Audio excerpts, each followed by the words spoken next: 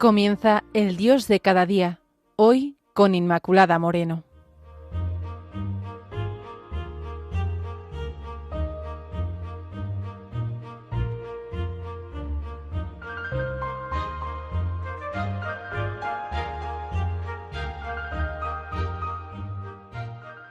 Queridos amigos de Radio María, bienvenidos a este espacio del Dios de cada día.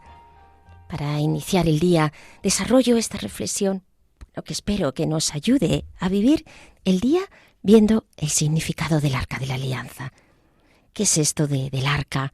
Pues el arca era un cofre de madera cubierta de oro, tal como nos lo describe la Biblia, que contenía las 2 tablas de piedra de los 10 mandamientos. Por lo tanto, algo muy valioso. De igual manera, nos describe la carta a los hebreos ya en el Nuevo Testamento, que el Arca de la Alianza contenía la vara de Aarón y una vasija del maná. Dios le había revelado a Moisés este modelo de cómo tendría que ser el arca cuando acamparon en el monte Sinaí. Luego, más tarde, se colocó en el templo de Jerusalén el arca, el templo que, como ya sabemos, había construido el rey Salomón.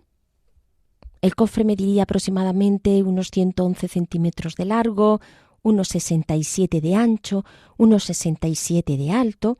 Además sabemos que estaba hecho por los textos de la Biblia, que estaba hecho de madera de acacia, revestido de oro puro, tanto por dentro como por fuera. Tenía un borde de oro y la segunda parte del arca pues estaba hecha de oro macizo. Habían cuidado mucho cómo hacer el arca, porque era algo realmente importante. Había también montados 2 querubines de oro, uno a cada extremo de la cubierta, con sus rostros vueltos, el uno hacia el otro y con las cabezas inclinadas y con las alas extendidas hacia arriba. Para transportar el arca, pues tenían unos largos varales hechos también de madera de acacia, revestida de oro. El arca venía a hacer las veces de archivo sagrado para conservar pues ciertos artículos pues que servían de recordatorio o de testimonio. También pues cosas muy valiosas. Lo más importante del arca es que representó durante su existencia la presencia de Dios. El arca significaba que Dios estaba con su pueblo. Y aquí está lo más importante. Así dice el Señor: allí ciertamente me presentaré a ti y hablaré contigo desde más arriba de la cubierta, desde entre 2 querubines que están sobre el arca del testimonio. Estas son las palabras que aparecen en el libro del Éxodo 25-22.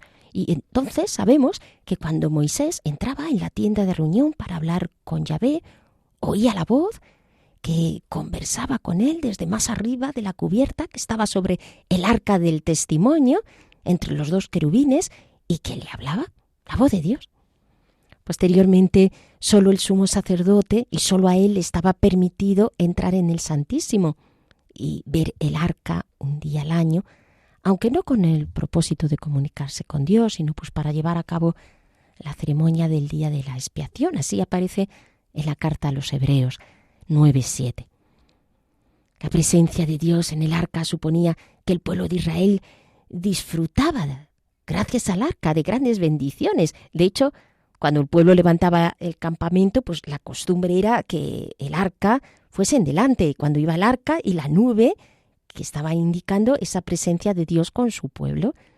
Por ejemplo, en la marcha alrededor de Jericó, pues un gran contingente militar iba delante, seguido de 7 sacerdotes que tocaban el cuerno, luego iba el arca y por último las fuerzas de retaguardia, ¿no? Esta era un poco cómo se estructuraba esa procesión. Entonces, la presencia de Yahvé en el arca se siguió haciendo presente entre los filisteos durante la época de los filisteos, que como ya sabemos luchaban en contra de ellos para asentarse en la tierra prometida los israelitas. Por eso el arca de la alianza había siempre que tratarla con el máximo respeto, con la máxima consideración, y ahí estaba pues la fuerza y el poder de Dios y la presencia de Dios.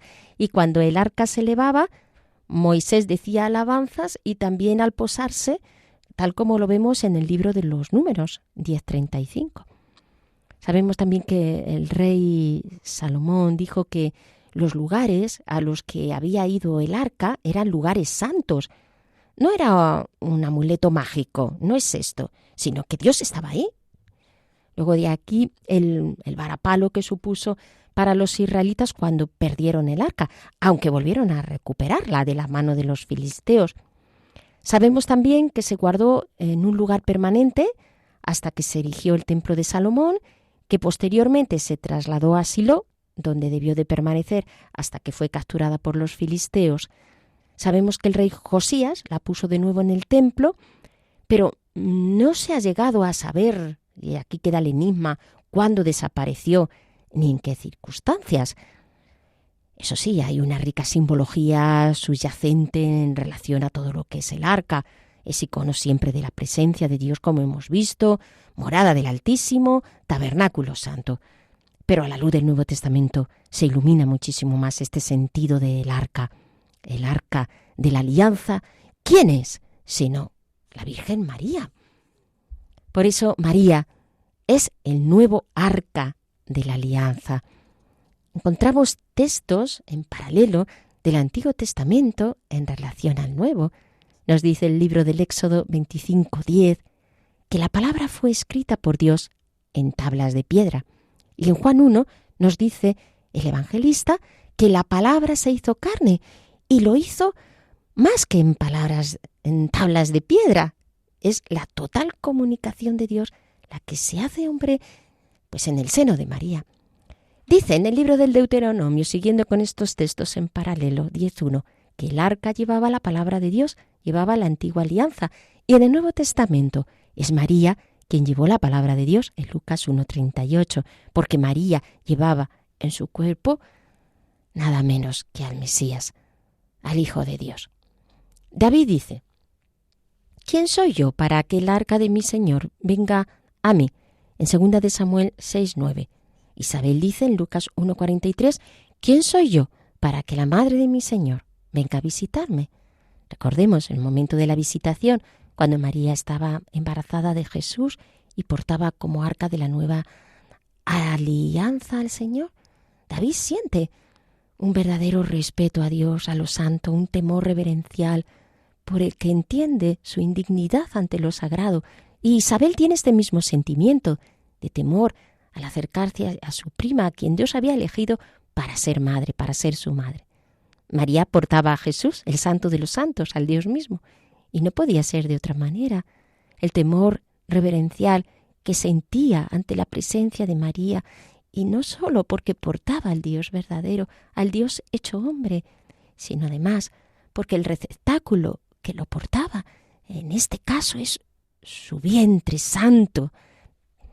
Nos dice el Antiguo Testamento que cuando el arca volvió, David saltaba y danzaba ante el Señor.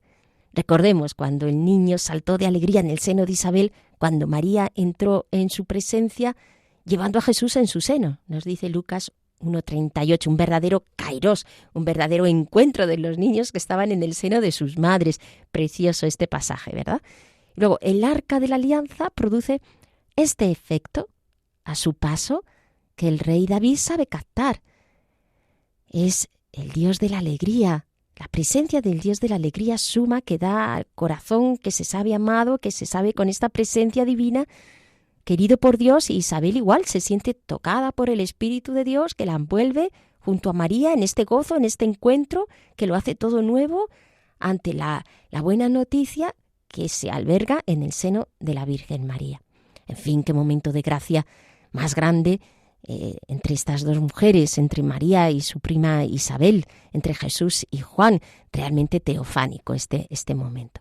Nos dice el Antiguo Testamento que se puso el arca donde se encuentra la alianza que el Señor concluyó con los israelitas. En 2 de Crónicas 6:11, ¿no? Y el esposo de Isabel dijo que él había recordado su santa alianza, y esta es la nueva alianza, sellada con la sangre del Hijo de Dios. Dios había prometido a Abraham una gran descendencia, esa promesa que culmina en la alianza es real y se renueva día tras día en la historia de la salvación.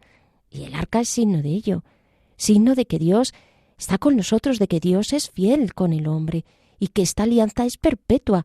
Es ese amor el que culmina en la historia de la salvación con la venida de nuestro Señor Jesús en el seno de María, porque ella es el arca que lo porta, que porta al mensajero que nos trae la salvación, que nos trae la victoria, que derramará su sangre por todos nosotros, que ha derramado su sangre por todos nosotros, por todo hombre de este mundo, quien tanto nos ha amado, que ha sellado con su sangre este amor.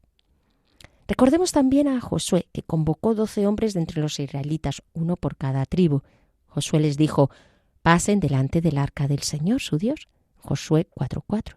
Había 12 piedras, como las 12 estrellas del Apocalipsis 11:19, porque en el libro del Apocalipsis 12:1 nos dice que el arca de su alianza quedó a la vista dentro del templo y apareció un gran signo en el cielo, una mujer coronada con 12 estrellas. En Apocalipsis 11:19, repito, representando a las tribus de Israel. Luego, en torno al arca, en torno a María, se reúnen, en este caso, los 12 apóstoles de Jesús, las 12 tribus, que significan el nuevo pueblo de Dios, la Iglesia, congregada en torno a María, a quien podemos realmente llamar Madre de la Iglesia. Queridos amigos, toca mirar en este día a María, como arca de la nueva alianza, como la mujer vestida de sol y coronada con 12 estrellas. Toca contemplarla, embarazada, sencilla, haciendo durante el tiempo de gestación pues las tareas del hogar, cuidando de José, feliz al sentir las patadas del niño y todas las pequeñas cosas de la vida cotidiana que le hacían entender la bendición única que Dios Padre le había dado. Pero después de nacer Jesús, ella seguía siendo ese arca de la nueva alianza, esa presencia del Dios vivo, sagrada y celestial, llena de la gracia de Dios. Dios te salve, decimos, María, llena eres de gracia. Miramos a María desde su pequeñez y cercanía, pero también desde la santidad que Dios en ella quiso poner. Por ello la llamarán bienaventurada todas las naciones, porque el Poderoso ha hecho en ella obras grandes.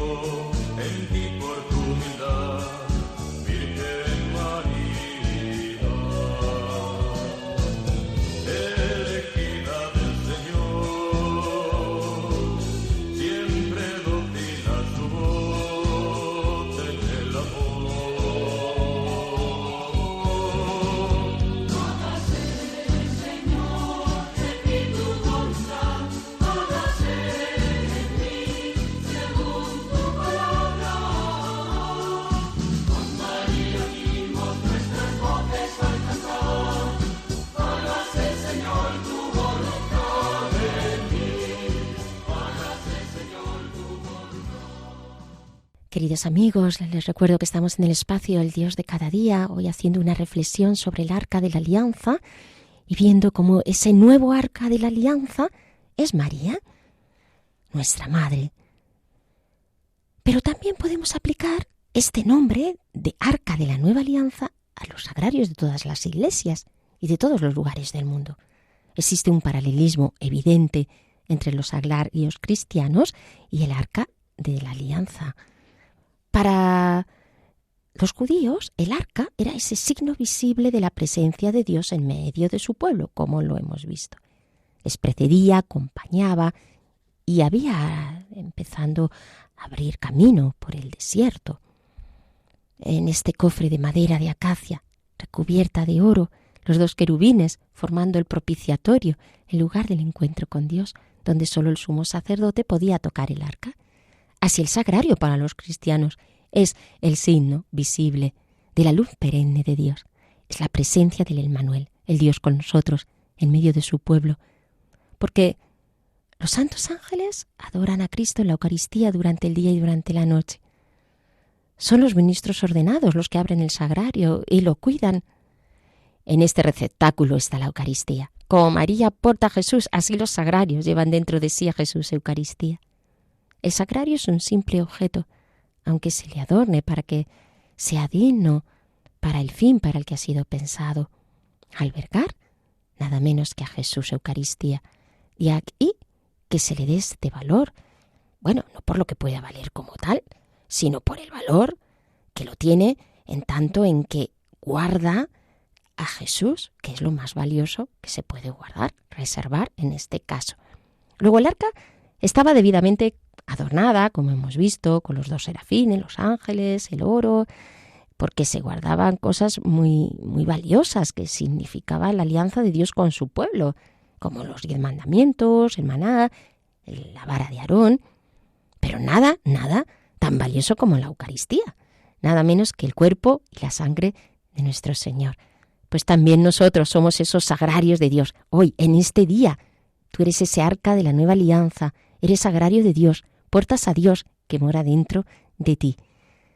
Comemos la Eucaristía, muchas veces acudimos a ella diaria, a la misa diaria, en nuestro cuerpo se alberga que está en gracia Cristo, donde Él en nuestro cuerpo mora, vive, habita.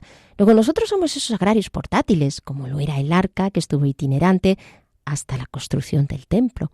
Nuestro valor, amigos, estriba, como le pasa al sagrario, en el hecho de que Dios mora en nosotros, de que hemos sido creados a imagen y semejanza de Dios, que somos templos de Dios, del Dios vivo, porque el Señor nos ha dejado a su madre y a la Eucaristía para que, tomándola a ella como ejemplo y contemplándola tantas veces como sea necesario y acercándonos a la Eucaristía, seamos esos templos de Dios, donde mora el Espíritu. Luego, ¿qué nos querrá decir Dios con este arca de la alianza que en el Nuevo Testamento lo entendemos desde María como nuevo arca de la alianza y desde los sagrarios como arcas de la alianza que dentro tienen a Jesús, o desde el hecho de que nosotros mismos somos ese arca que portamos a Dios? Primero, hoy es un día, hermano, para vivir como María viviría, entre los suyos. Lo que tengas que hacer hoy, hazlo fundamentado en la oración como base del día, sin la cual nada puede estar realmente orientado a nuestro Señor. Y aunque podemos tener esa conexión esencial con Jesús, todo el día, esa oración continua, y aunque depende del tiempo que podamos dedicar a la oración, es necesario sacar un tiempo prolongado, todo lo que podamos, para hacer esta petición al Señor. Por María, te invito a que la hagas en este día.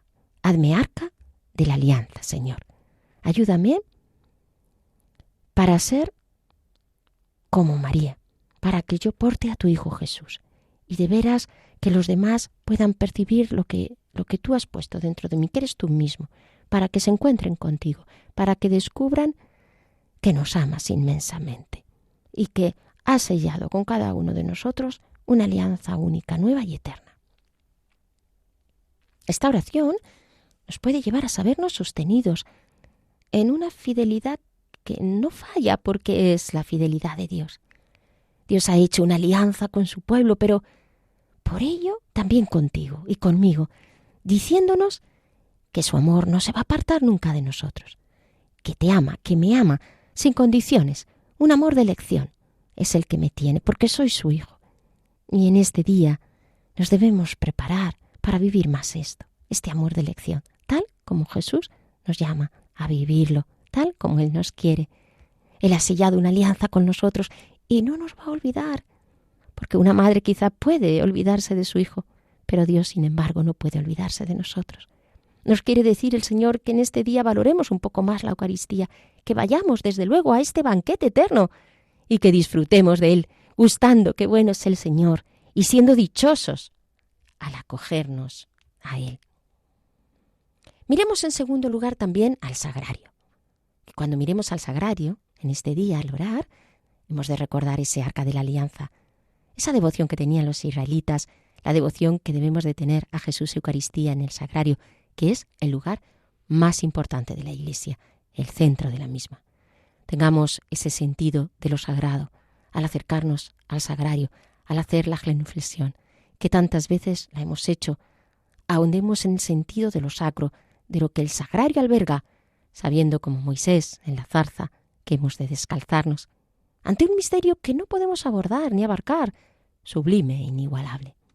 Y recordar este día la importancia de nuestra presencia, porque Como cristianos que buscamos estar en gracia cada día, manifestamos aún en medio de nuestras pobrezas y limitaciones que Cristo está vivo y le seguimos proclamando y alabando. Como somos carne, el alma no se manifiesta independientemente de la carne, sino a través de ella. Manifestamos la gloria de Dios en nuestro cuerpo. En tercer lugar, comprender que hoy el Señor nos invita a entender un poco más el sentido del cuerpo. El cuerpo es instrumento del alma, medio con el que se expresa y comunica, y forma con ella la plenitud de la persona, que no puede concebirse sin él. Y ese es el sentido cristiano de la resurrección final, de los cuerpos anticipada en Cristo, primicia, promesa y medio. El cuerpo está creado por Dios, y no es malo, sino expresión del alma. El cuerpo debe manifestar lo que llevamos dentro a Cristo, y debe quedar deificado por el alma, haciéndolo hermoso. El cuerpo como el alma, ambos en unidad, han sido creados por Dios a su imagen y semejanza. La bondad del cuerpo queda declarada desde el mismo momento de su creación en el Génesis 1:31, y desde entonces el cuerpo humano es una tarea humana, es el lugar donde cada uno debe realizarse. Nos expresamos a través del cuerpo visible, las ideas o el amor o los sentimientos o las decisiones. El cuerpo es ese sacramento del hombre en cuanto que expresa visiblemente lo que lleva adentro. El cuerpo representa la forma exterior que tenemos para relacionarnos con los demás, para expresar nuestros sentimientos o emociones. Luego, debemos amar a nuestro cuerpo, puesto que Cristo resucitado le ha dado un gran valor. El cuerpo es la presencia en el mundo de Dios. Su palabra es una fuerza que conduce la historia y decide el destino del mundo. Y a través del cuerpo expresamos con gestos lo que sentimos, lo que necesitamos, lo que corporalmente expresamos, mostramos así lo que somos, para dar unidad a lo que nos inunda, para mostrar que Dios se ha encarnado y ha querido tomar un cuerpo. Luego el cuerpo, por tanto, y con él, nos entregamos a los demás en el amor, y con él expresamos a los otros que los amamos. Cristo ha tomado cuerpo humano, y a través de él nos ha demostrado su amor, entregándose totalmente también en la expresión exterior de su cuerpo, pasando por la muerte y la resurrección. Por eso, querido hermano, en esta jornada, da gracias a Dios por el cuerpo que te ha dado. Acéptalo como un regalo que te está mostrando el proyecto de amor que Dios te tiene, el proyecto de bendición, e integra en ese maravilloso plan de salvación, tal como Dios lo quiere para ti. Cuídalo, porque todos los regalos de Dios han de ser cuidados, pero a la vez entrégale, aunque sufra el cuerpo por amor a los demás y por entregarnos a las tareas, por trabajar por el reino, vamos a entregarlo. Vamos a buscar los gestos adecuados, inspirados por el Espíritu, para que de forma espontánea digamos a los demás que Dios les ama y que son amados por nuestro Señor con un amor único, infinito y personal. Y para ello nos ayuda a contemplar a Jesús. ¿Cómo sería su sonrisa para expresar paz, sosiego, alegría, belleza, luminosidad, encanto? Pues tu sonrisa es un medio para transmitir a los demás que Dios te da la felicidad y que Dios te ama. Y les transmites proximidad, cariño, cercanía. Contempla la sonrisa del Señor en este día y que sea la tuya como la suya. Contempla los gestos de transparencia que tendría nuestro Señor, sus preciosas manos realizando milagros de sanación para que cuantos fueran tocados quedaron sanados. Expresamos mucho con las manos también, en la comunicación, en el simple movimiento de las mismas. Que no expresen violencia, sino valentías, sosiego, claridad. Contempla los ojos de nuestro Señor, siempre tan expresivos como debieron de ser, como miraban con ternura, con cariño, con delicadeza, profundos, ardientes, bellos, cristalinos. Hay muchas personas que hablan con los ojos, con la forma de mirar, de moverlos. Que en este día tus ojos manifiesten amor, gratitud, como los de Jesús. Podemos imaginarnos cómo miraría al leproso, a la hemorroísa, a la mujer cananea, a la samaritana, a los enfermos, al paralítico, a cada uno de los personajes que se iba encontrando en el camino, que aparecen a cada una de las personas, quiero decir, que se iba encontrando en el camino de Galilea, de Judea, de Samaria. Cuando tú caminas en esta vida eres otro Jesús, y todo tu ser lo expresa. Hoy sé otro Jesús y díselo. Díselo al hermano con tu mirada, con tu sonrisa, con tus manos, con todo tu ser, con todo tu cuerpo, expresando en este sacramento del cuerpo que Jesús es Salvador y que ama infinitamente a los hombres. Recuerda, querido hermano, hoy es tiempo de gracia, hoy es el día de la salvación. Eres el nuevo arca de la alianza que porta a Jesús. Pues queridos amigos, terminamos así el programa de hoy. Les recuerdo que pueden establecer contacto con nosotros a través del correo eldiosdecadadía36@radiomaria.es. eldiosdecadadía36@radiomaria.es. Hasta pronto.